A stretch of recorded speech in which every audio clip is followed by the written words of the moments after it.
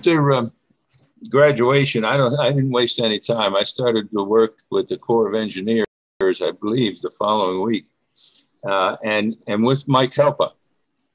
He and I both went to the Corps civilian branch, and as some of you know, he stayed with it and actually retired from there. Whereas I started out with him, and we went through a early program of going to various sections within the Corps to learn what they did. And as an example, the first thing I did is spend that first summer doing dredging calculations. The ships went out in the Delaware River and did soundings, and they came back with a map that I had then to compare it to a previous soundings to say this is how much they had taken out and how much they should get paid. I can tell you that was a lot of fun. I used something called a planometer, as some of you might recall those. And where you can run this thing like a stylus around those the lines, the contour lines, and it'll tell you what the area is in between. Anyway, that's so with deferments, and I kept going, and by going next to the University of Delaware. It had been recommended to me by one of the profs in civil engineering. And so I went there in the civil engineering master's program. And that was started in obviously September of '62. And at the same time that I was in civil engineering down there, Joe Spadafina and Joe Deal were also there in the mechanical. I hardly ever saw them. I lived off campus, and I think they did too. And we obviously had no classes together at all. And I ate somewhat on campus in the cafeteria, and they did not. So I may have seen them only a handful of times the whole year. One of the things that I did at least that first year, John, as I went to Theta Chi meetings at Delaware. And that was interesting to see how they proved what they were up to. And but afterwards, we hightailed it over to Maryland, where we could drink, and so could they, because they were over in Maryland. They had a lower drinking age than Delaware, so of course. And then I started school in the fall. And I think, as some of you said before, I know one or two of you said it, that first semester was an eye-opener. And especially one of the courses I had from the dean on plate and shell theory. I had no idea what they were talking about. And I see Shelley shaking his head. and the book we had, it was one of those things where it would say, this is such and such here, and by inspection, you get to this. Well, I worked out a few of those. It took me about 3 pages of calculations to get to, it was obvious that, So anyway, somehow I made it through, and did much better in the second semester. Then it was back to the Corps of Engineers, and I was designing and reviewing fallout shelters. Remember those? Yes. And the Corps was responsible for those on government property, and also did some work on some earthen dams. They were responsible for, within the Delaware Valley, a number of small dams. Went to visit them, and also did some calculations on where we had to do some revisions. I continued again at Delaware, taking courses, and I graded papers as a graduate assistant and decided on my thesis. Now, I'm not sure in retrospect I did the right thing, but maybe I did. I don't know. I just chose to do a thesis rather than do extra courses at the master's level. And this thesis took a lot of time. and I didn't finish it until actually the very beginning of the fourth year. My whole third year, it was on long reinforced concrete columns. And the short story is that a long column has a certain slenderness ratio, and you have to deal with it a whole lot differently than you would a short one. Anyway, and then that summer of '64, George, I worked on the Chesapeake and Delaware Bridge. The canal that you've crossed it. It's between Wilmington and Dover. And there's a bridge that goes over this Chesapeake and Delaware Canal. And we tore out the deck. The Corps of Engineers did. And I was down there as one of the inspectors, learning a lot about inspecting, in fact. But it was very interesting to do that. So then that was 64, and also in that summer, a very significant thing, I bought a Mustang, the original Mustang, and 64 and a half. And it was the first car over the bridge when it was fixed. But anyway, thoroughly enjoyed that, of course. And then when I went back to school with the Delaware, I was then on the dormitory staff. I was an assistant director of a dormitory, and later became a full director. But that was very interesting working with the underclassmen there. And I finished up my thesis. I also worked for my advisor doing so to make some extra money, but he had a project going on, some research for DuPont.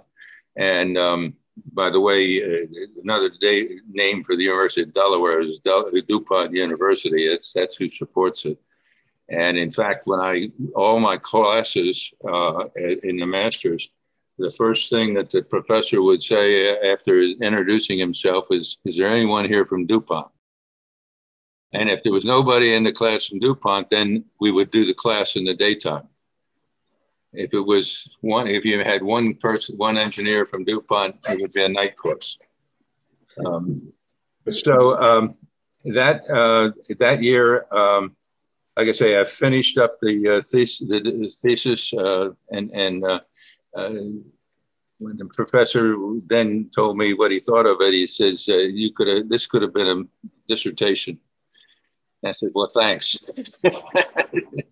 But anyway, I learned a hell of a lot about concrete. You'll hear more about that later. But I continued working with the DuPont projects, and also there was a lot of work with computers. And I had to spend hours on a 1620, IBM 1620. I don't know if you remember that one. That was filled up a room for maybe 32K. But in order to sign up, in order to get the time, I had to sign up. And some of you may know who I had to sign up with. Mimi. That's how I met Mimi. She was working in that division. And and that's how I got a lot of computer time, I think. You were making time. What's that? I said you were making time, weren't you? Yeah, getting time and making time. Right? In the spring, I'm taking courses now to proceed with a PhD there. But in the spring of '66, I find out that I'm not going to get another deferment. And I think that's the same thing you had, Bob. Yeah. And so at that point, I made some other ideas. So, what should I do?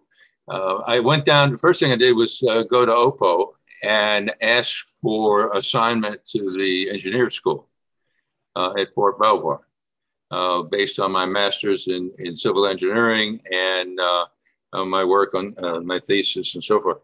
And so that happened, and my orders came for Fort Belvoir. when I got them, and I wasn't to go on active duty for another year.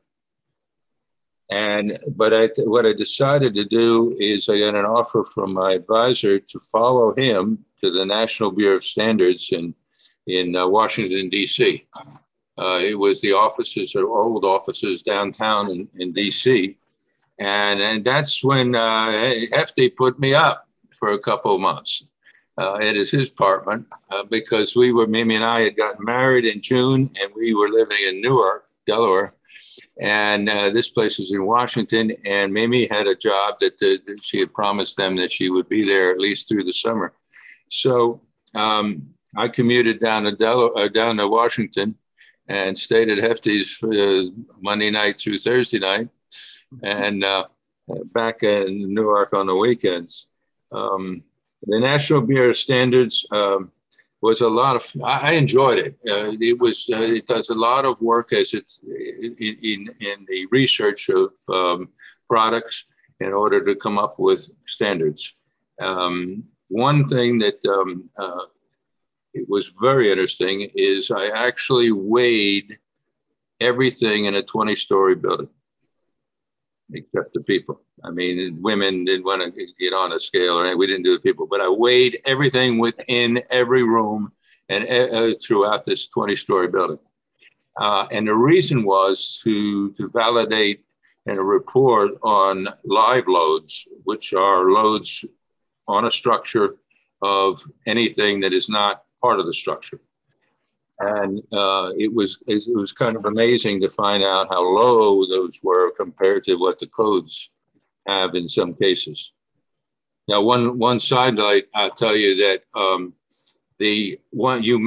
those of you who have had any familiarity with this know that you've heard of 100 pounds per square foot as a load that some structures need to have. That was arrived at by putting as many people as they could on a scale in about 1910. And they came up with 100 pounds per square foot, and that's the live load that you need on a corridor or a first floor of a building. To this day, they haven't changed the number 100, but I did some little research to find that out. So that was the other main thing that I did with them is did research on precast concrete beams. I mean, we tested them to failure. And when they failed, that pre-stressed tendon got loose, it put a hole in a concrete wall. You didn't get anywhere near it. But we would, again, it was to look at, to see what was being done in the field versus what we found in the lab. So then it was time to go on active duty. So we reported down there. I reported to Fort Belvoir. And we were living, by the way, at that point in Bethesda, Maryland. And I went to Fort Belvoir and the EOBC. And lo and behold, I found out that I was the class leader because of rank. I was a first lieutenant over 5, and there was nobody even close to that. So here's this supply sergeant from cadet supply sergeant that's in charge of this group, and they call me up and say, "All right, march him out of here." And I had never done that. Oh, that was interesting. I can tell you. But no, it was, we had a good class and went through it. And I can tell you that when we got through the concrete section, the guys who were teaching there after they taught us the class buttonholed me and find out what my rank was because I was going to join them. And it's very interesting. So while at the EOBC, you do a bivouac and so forth. Well, I was very fortunate in 2 ways. One, that we were going to get housing on base while I was in the EOBC. The second part was Mimi did the move because I was on bivouac. And everything was fine. I came off bivouac and Mimi had the whole house ready for us. So, and we were there for 2 years. Our daughter was born there, our first daughter. And I might say that that first year of that, what we were thinking, that was part of the when things were happening in DC, and some of the guys who were reporting to me as instructors, or not at that point, they were working with me. They weren't reporting to me yet. And they had to go and stand at the Pentagon with rifles and bayonets. The other thing that had nothing to do with that we did that fall is we traded in the Mustang on a Buick station wagon because we were looking, we were going to have our first child in the spring. I understand that. How many times I've thought about what happened if I had been able to keep the Mustang, but who knows? I had one too, Morrie. Yeah. I own nothing but station wagons, actually. Say what? I owned nothing but station wagons from the day I got married. So I Oh, Morrie, I had to trade in my Triumph TR3. So I had a Porsche on order in Germany when I was there, and then my wife got pregnant, and we ended up with a squareback VW. Oh, jeez. Oh, dear. So anyway, I did get assigned to the concrete subsection, as they call it. I was second in rank to the leader by happenstance, and but I was teaching everybody from specialists on how to take a slump test, how to do other lab tests, all the way up to the advanced course for reinforced concrete, which was very interesting teaching them. And by the way, I rewrote the manual. I finished rewriting it while I was on reserve, but that was a lot of fun, actually. I learned, I have to say, one of the things, what I learned the most in the Army, being my whole 2+ years teaching there, was the instructor's course. It was only 2 weeks, but it was a real boon to being able to talk in front of people. And then the 2 years, I had over 500 hours on the platform in those 2 years. To be able to talk in front of people was invaluable. One of the sidelights, a lieutenant colonel who actually gave me a pretty good rating when he was in my class. He had been in a research position and hadn't done the advanced course, even though he was a lieutenant colonel. Jump ahead 30 some years, 40 years, and I go to a party at my church here in Chicago, and there he is, a retired general. And so we could talk about some of the things at Fort Belvoir, obviously. So I was, and then in '68, I made captain and was the leader of the concrete subsection. And then later in that year, with Tracy, Mimi and I went to Europe. Spent 30 days on leave over there. Mimi's parents were working in, her dad was working in the British sector of Germany, building a plant for DuPont.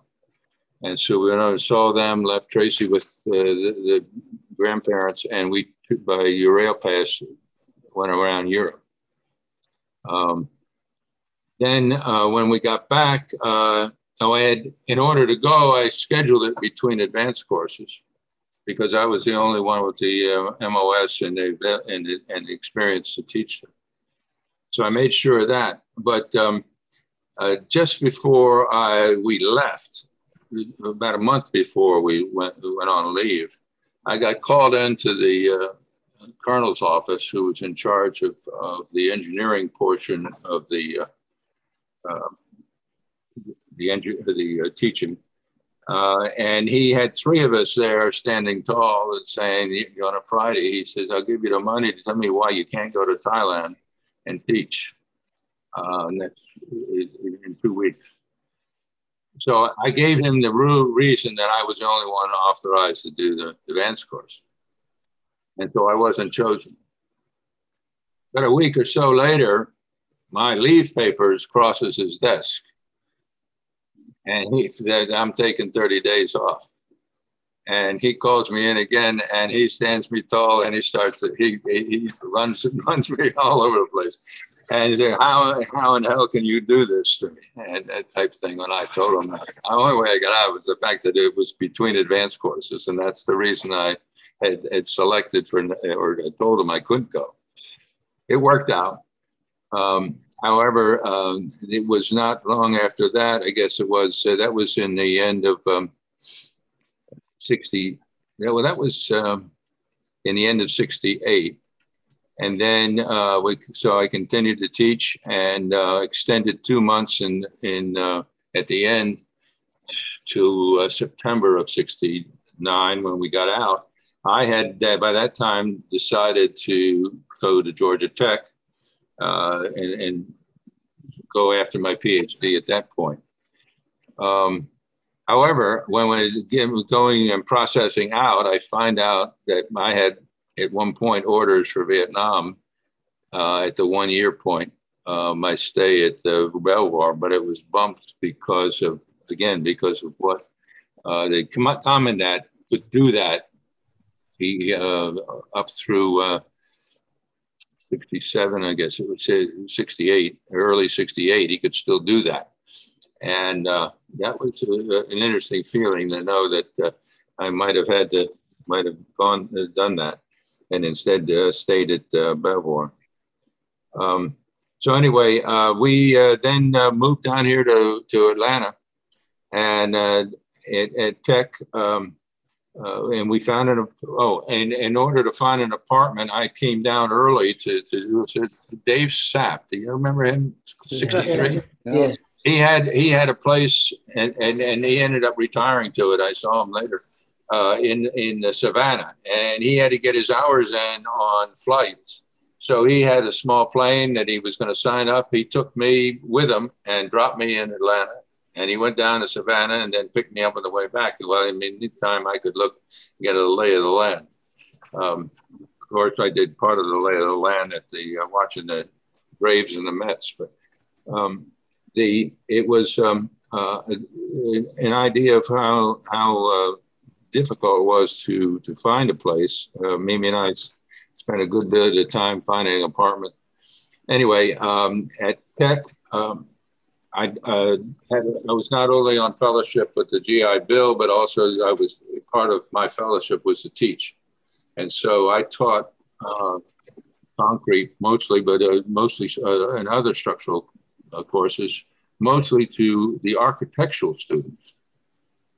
And that was interesting in some of them having great questions and others who, felt that it was just a course they had to get through. The one thing I found out about, though, is what came first was their projects that they had to do. Because I walked into class one morning, and I had maybe 1/3 of the group there. And they said, I said, what's going on? Well, I got the project, and they got to do that. And that happened 2 classes in a row. And, they were allowed to do that, I feel. I think it hurt them because I found that when I got out into the actual field of designing, I still had architects that would wait till the last minute to finish the project. And, I can't fully design the structure or all the engineering until you have the architecture. And it was a very interesting process that they were allowing them to do. So anyway, I went through all the courses, did well in it, and was well along on my thesis on the research. And my advisor called me in and said, your topic has just been published. And I said, oh, so I would then have to start over. And Mimi and I at that time talked about that and decided that I ought to get a real job. And after all, here it was now 1973, I guess it was. And I was at all this schooling. Morrie, I have to ask, was it published by anybody you knew? No, it was done on the West Coast in the 70s. What I still to this day, I never got an answer as to why he didn't know beforehand. You know, that you're in these, professors are in these circles and there's the research that's going on and so forth, and how they didn't know. I had done a lot of measurements and a lot of testing on a high rise here in Atlanta, and developing a program to do that, to be able to design from. There you have it. But on the other hand, I have to tell you that I had decided by that point that I wasn't going to continue to teach. As some of you know, professors, unless you do publish and do a lot of research, you're not going to go very far. And the best professor I had at Georgia Tech did not do research. And he was the guy that got the chance to walk the fire department around to check on the fire, where all the fire extinguishers were and stuff like that. And I thought the way they treated him, this was unbelievable. But we had decided that I decided I wanted to go into design, and I went with a company called John Portman and Associates. They designed. Even then, there was a number of projects around the Southeast and California. Embarcadero Center in San Francisco is theirs. Down here is the 70-story hotel and the Hyatt Regency, which was the first one with an atrium that went to full height. And I spent 4 years on one project. And I'm going to show it to you. See that? Yep. Holy cows. That's a hand-drawn drawing. I didn't do that, but one of the architects drew that by hand. Now, keep in mind, this is 14 acres on the river next to the bridge that goes over to Windsor, Canada. This bottom part here, this is all concrete down here. That was me. They're all shops. 6 stories. 6 stories of reinforced concrete on 14 acres. And there's roads at 2 levels. I had to design the roads to be able to handle tractor trailers. This is a break because this is 70 stories in the middle of the hotel. And my responsibility for that was in the follow-up in the last year or so of construction, because I spent really 3 years designing this lower area. Some of it, like this right here, is a special height. There's no columns in there for a big meeting hall. This is an elevated swimming pool. Now, this, by the way, you could say that this was very similar in some ways to the one that they talked about at that collapsed building in Florida. Yeah. Notice the bottom here is sloped, and how we took, and this was the drain coming out by the column that supported it. That was on the 4th floor. So it was that I literally spent 4 years on there with very little off from that. One thing that, Morrie, yeah, yes, sir. Can I make a comment? Yes, sir. If you point your arrow to the very top, that was a rotating restaurant. Yes. And bar, and that's where Carol and I spent the end of our first date. Whoa! In Georgia? That's the Renaissance Center. At Renaissance, okay. Because at Georgia we had the same thing. So you did it at Renaissance back in the 70s, right? Late 70s, early 80s. 81. 81. Okay. Yeah. This, by the way, is Detroit. I think I sort of said that. I may have said that later. It was on the river earlier at Windsor, across the river from Windsor in Michigan.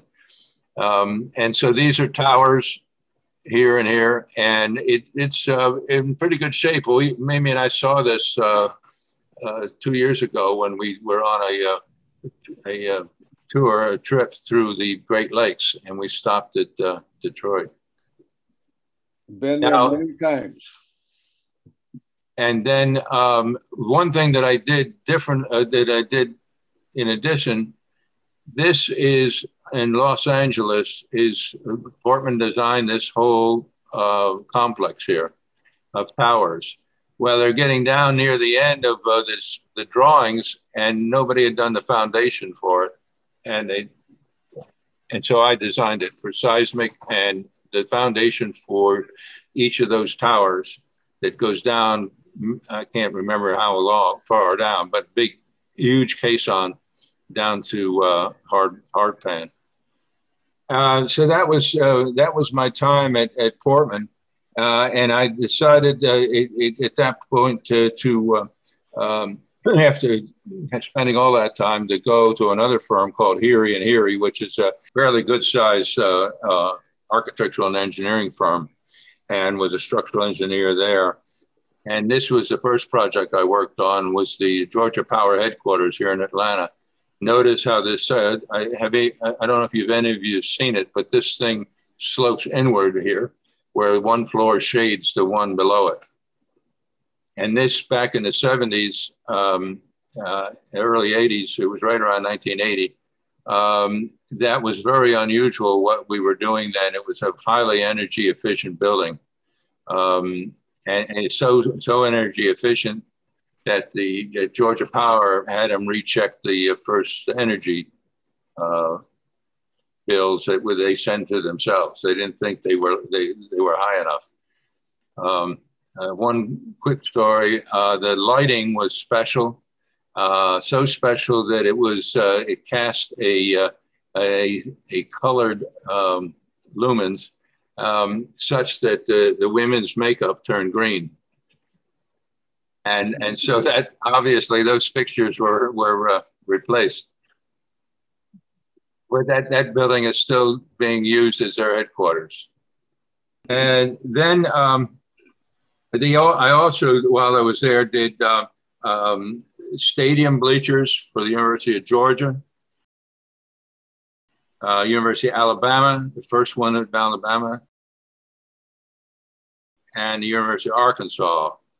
And each one of these had special conditions. The ones at Alabama and Arkansas had the special boxes at the top.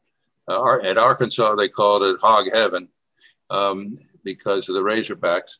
But they were neat projects to be part of. Then I did hospitals in South Carolina, Alabama, Virginia, Missouri, and Florida.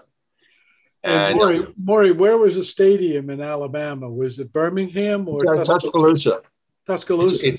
They're the home field. Okay, good. Yeah, and that was before that. All of the games with Auburn were held in Birmingham, but after they put the bleachers in down there, we put the first ones in. They've since put more in. One little story there. I had walked around the existing bowl, which was a very flat bowl, as a lot of the old stadiums were in the 60s and 70s. And there were chain link fences somewhat in one place around the seating. And I said, "What's this about?" He says, "Well, that's to keep the students in line.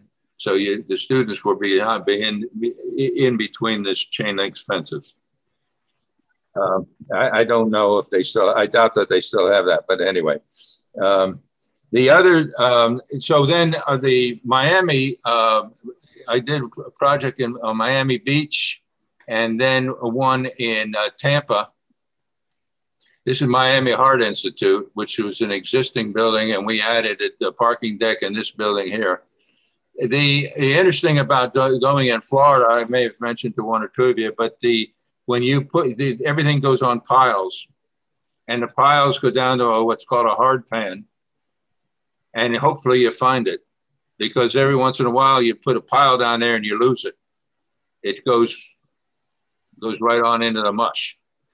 I don't know if that had anything to do with this building that went down the other day, or a couple of weeks ago, but that was one of the experiences that I had in dealing with that. And of course, this is all concrete and that we use there. The other building is this one. This building is the Moffitt Cancer Center.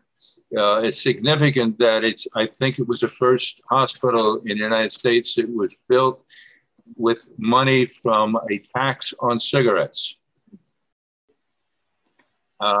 This, like I say, is in Tampa, built for hurricanes. The one thing that I take a pride in is, see this right here? That's a glass canopy, all glass. In a big, it's about 135 degree arc in the front, and goes back to the building. And I went back about, now this was done in the early 80s. I went back about 10 years ago and walked around this and went in the hospital and looked good. I tell you, I had some sleepless nights thinking about that design.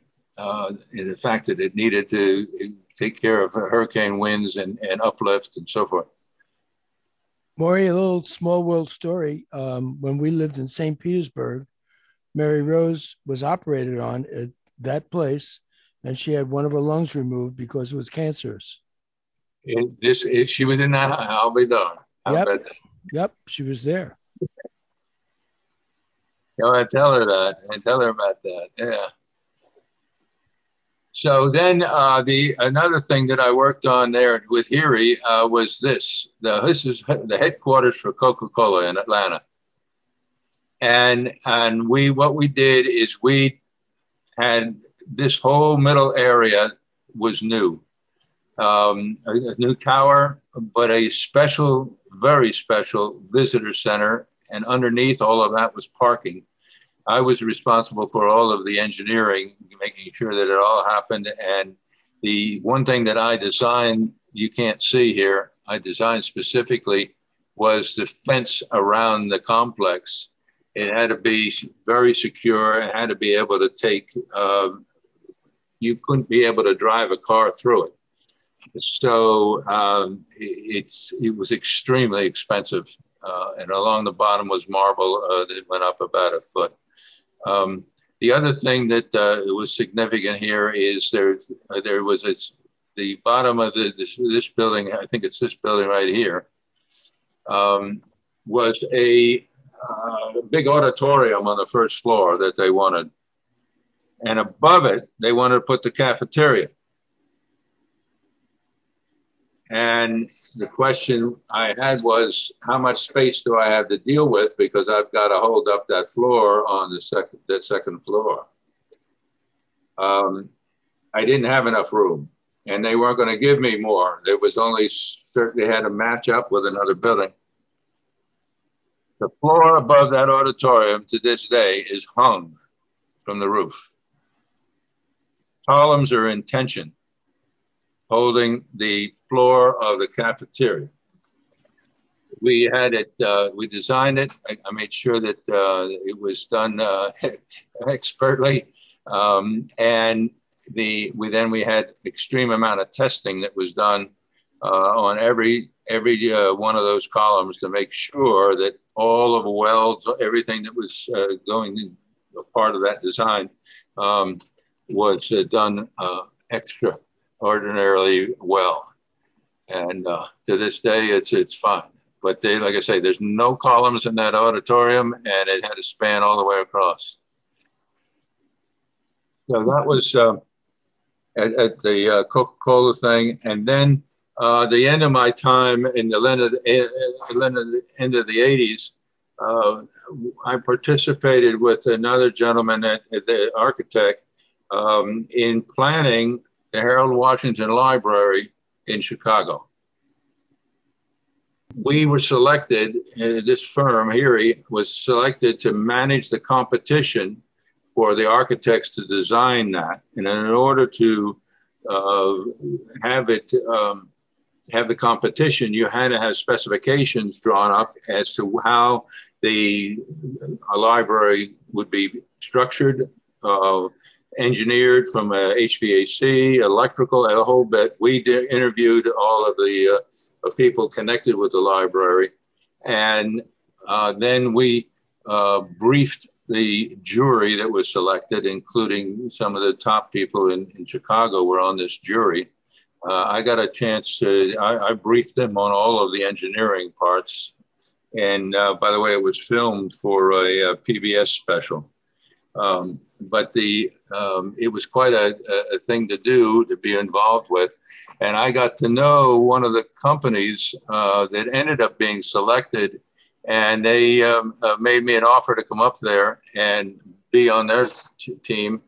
And so what I did is in 1989, accepted the presidency of the engineering department, engineering company, actually, it was more than a department, engineering company for A.F. Stein & Sons in Chicago. It was a firm that had started in 1915, I believe, mostly engineering, but also architecture. And I had about 125 engineers reporting to me. And when I say they were green eye shades, you know, you talk about old engineers with the green eye shade. I literally had some guys with green eye shades. And these are guys who you might have thought they had a seatbelt on. They never got up in the chair to do anything. They just sat there designing all day long. And it was interesting how to work with these guys. And I revamped a lot of the people. In other words, I brought in some new blood. But in so doing, I was also doing the management of representing the company on the construction of this library. So spent a considerable amount of time there. And it was, and following that, I also was pulled in to do some project management based on my project management experience there to do to help out on the final design of an expansion of the McCormick Convention Center in Chicago. It was at that point that I was realizing that I really liked project management as opposed to being an officer in management and managing people.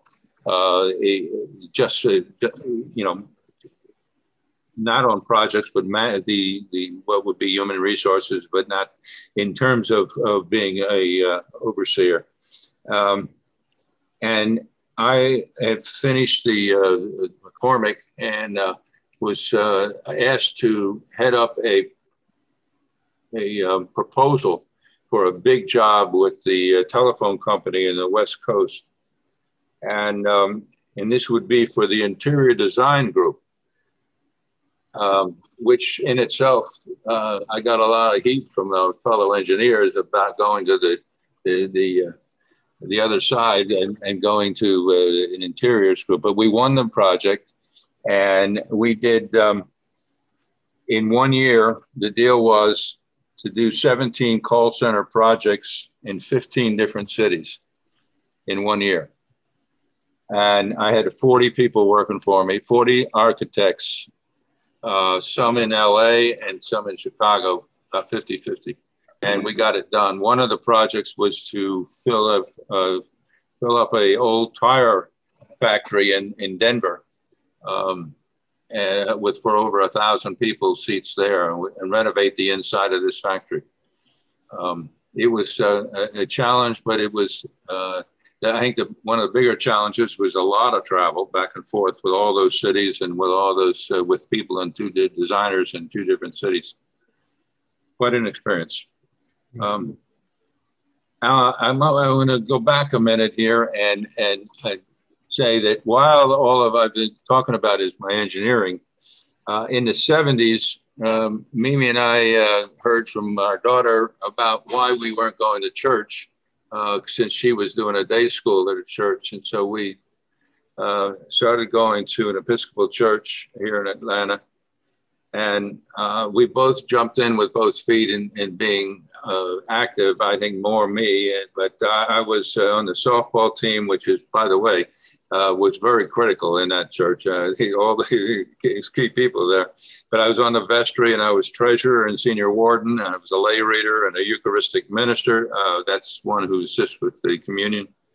And then toward the end of our time there, I chaired the building fund and also the committee for selecting a new priest. It was, I enjoyed it, obviously, to do all of that, but it was, I also gained experience there in dealing and talking with people. And I, at the same time, became active in the diocese. As you know, as most of you know, the Episcopal Church are made up of dioceses. In this case, there's two in Georgia. They didn't want to name them North and South Georgia diocese here. So the North diocese is Atlanta. The South diocese is Georgia. So it's the Atlanta diocese and the Georgia diocese. And I ended up head of the, I was on the finance committee and then became the chair. And eventually I spent 3 years as treasurer of the Diocese of Atlanta. Then at that point, and then we went off to Chicago. And while in Chicago, we went to St. Chrysostom's Episcopal Church, which is right one block, I think it's 2 blocks off of Lakeshore Drive. And there I was again involved with lay reading and Eucharistic ministry, and I was a junior warden. And one of the more difficult things was chairing the committee for selection of a new organ. And then the number of people that you put together for one of those, and then to go see an organ and get all those opinions is quite an interesting process. I think, Don, you among all would appreciate that. I spent some time in the Episcopal world myself. Yeah. So, while I was at Epstein, and I had gone to the interiors group to manage that project in all those cities, and I then became, that was a separate company, and I became the COO of that group. But things were not good between those of us in the interiors group and the upper management. And 4 of us decided to leave and form our own company called Space, which would do interior design. And we took 50 people with us and started with the main office in Chicago, but one in New York and one in Oakland, California. And then with that,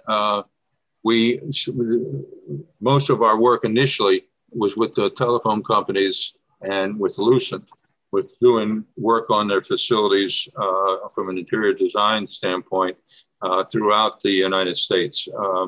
I went to almost all of the Lucent facilities. Lucent was part of AT&T at that point, and since it's been sold off in the early 2000s. But spent a lot of time on that work, and then we continued to do okay doing that as a new company. And I decided that with Mimi that we wanted to come back to Atlanta because we now had a grandchild. And Mimi spent 1 year commuting up and back to take care of Olivia. When I say for the whole school year while our daughter taught, Mimi came up every week, went down there every week, I should say, to Atlanta. And so then in 2000, we moved back to Atlanta. And I did some work with this company, my small office here, did more work for Coca-Cola. And then I did stuff, a project with Bristol Myers in New Jersey. And I was in charge of the facilities portion of moving the pharmaceutical division of DuPont in New Jersey with Bristol Myers. Mm.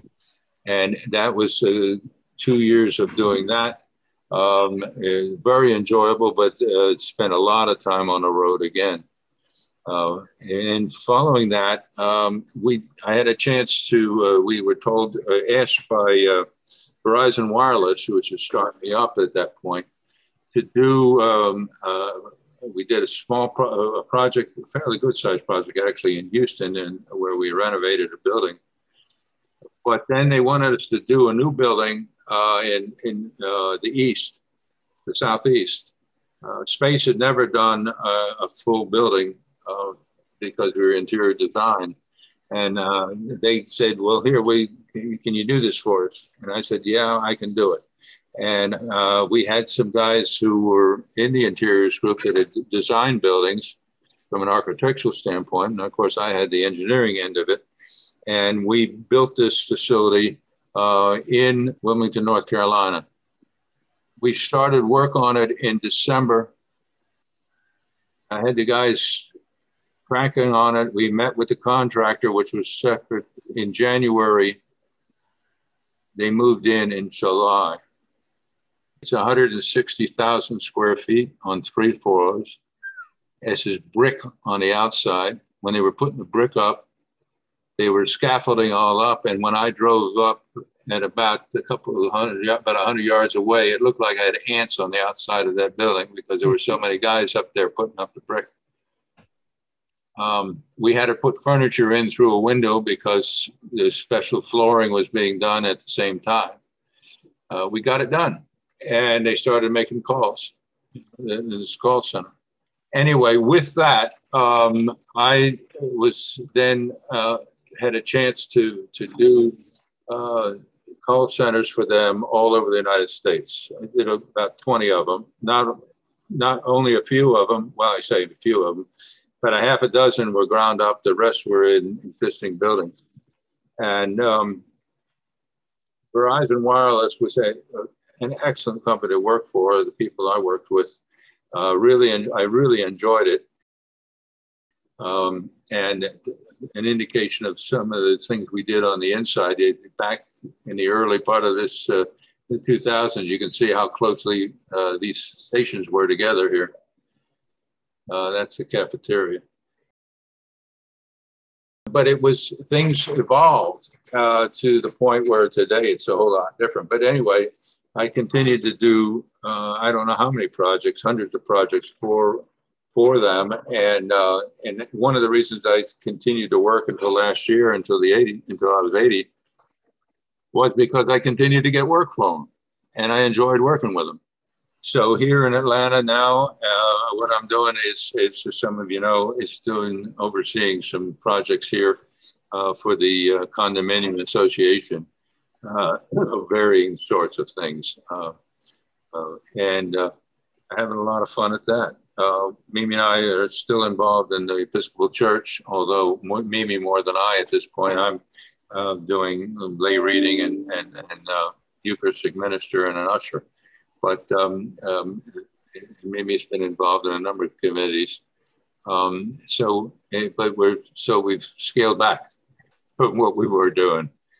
So that's one. Oh, there's one slide here. If you noticed, I didn't show you that. That was the Museum of Contemporary Art in Chicago. That was designed by a German architect, and that was a thing in its past. Everything had to be in a cube to him. You can look right through it to the lake. That's Lake Michigan.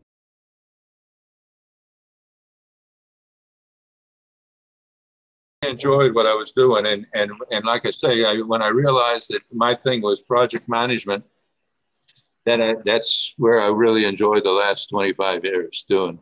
Yeah.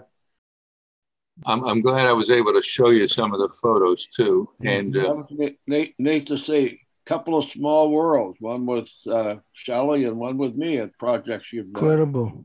Thank you, Morrie, for sharing that. Yeah. What a tour de force. Wow. Yes, thank you. It was very, very good.